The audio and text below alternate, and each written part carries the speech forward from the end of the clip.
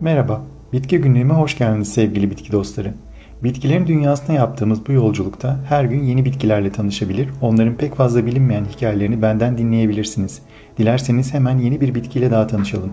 Kirişotu ya da Latince adıyla Asphodelus, Akdeniz kökenli olan ve yarı kurak ve bol güneş alan ortamlarda, kumlu ve taşlı verimsiz topraklarda yetişen çok yıllık bir kır çiçeğidir.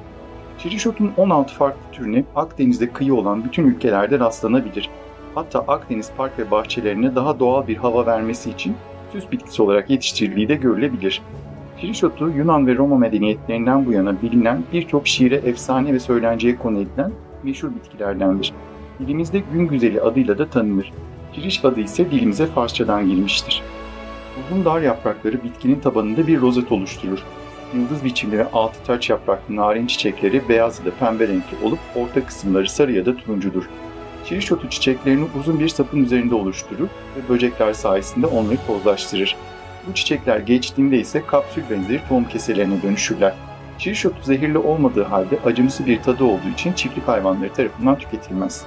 Kirişotu toprağın azot seviyesini artıran ve toprak erozyonunu önleyen kökleriyle bulunduğu ekosisteme fayda sağlayan bitkilerdendir. Bu kökler eskiden kıtlık zamanlarında insanlar tarafından haşlanıp pişirilerek yenmiştir. Nişasta içeren bu köklerin acılığı pişirilme işlemiyle bir nebze olsun giderilebilmektedir ve günümüzde de bazı toplumlarda tüketildiği bilinir. Kirişotu tohum ve kök ayırma yöntemleriyle çoğaltılabilir.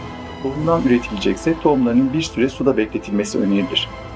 Bu amaçla yetiştirmek isteyenler için oldukça dayanıklı olan ak kirişotu yani Asphodelus albus ve sarı zambak olarak bilinen Asphodelus ramosus önerilir. Kirişotu mitolojide ölüm, keder ve öte alemle ilişkilendirilen bir çiçektir. Homeros'un Odisea destanına da konu olan Kirişotu hakkında antik Yunanlar öldüklerinde Elysium tarlaları denilen Kirişotu tarlalarında gezinecekleri sonsuz yaşamlarına ulaşacaklarına inanırlar. Sonsuz yaşamı ve ölümden sonra huzura ermeyi sembolize ettiği için antik mezarların çevresine ekildiği de biliniyor. Dolayısıyla Kirişotu çiçekleri hatırlanmayı, sonsuzluğu ve yeniden doğuşu simgeler. Rüyada bu bitkinin çiçeklerini görmek kötü bir dönemin biteceğini, bir geçiş dönemine girileceğini ve hayat üzerine derin düşüncelere dalınacağını işaret edermiş. Hasat tanrıçası Demeter'in kızı ve Ürler ülkesinin tanrısı Hades'in annesinden kaçırdığı güzel eşi Persefone da başında çirişotlarından bir taçla tasvir edilir. Yeraltı ve ölümle ilişkilendirildiği üzere çirişotu geçmişte yer altında yaşayan zehirli yılanların ısırıklarını ve ölümcül büyülerin etkilerini tedavi etmek için de kullanılmıştır. Antik Yunan ve Roma döneminde mezarlara ebe gümeciyle birlikte ekilmesinin nedeni ise büyülerin öteki dünyada sadece bu bitkiyle besleneceklerine inanılmasıydı. Peki biz bitki dostları insanoğlunun ölümden sonra bile hala midesini düşünüyor olmasına şaşırdık mı? Galiba hayır.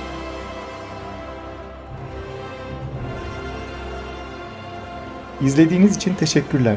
Bitki Günlüğümün daha fazla bitki severe ulaşabilmesi için abone olmayı ve beğendiğiniz videoları sevdiklerinizle paylaşmayı lütfen unutmayın. Bol çiçekli günler dilerim.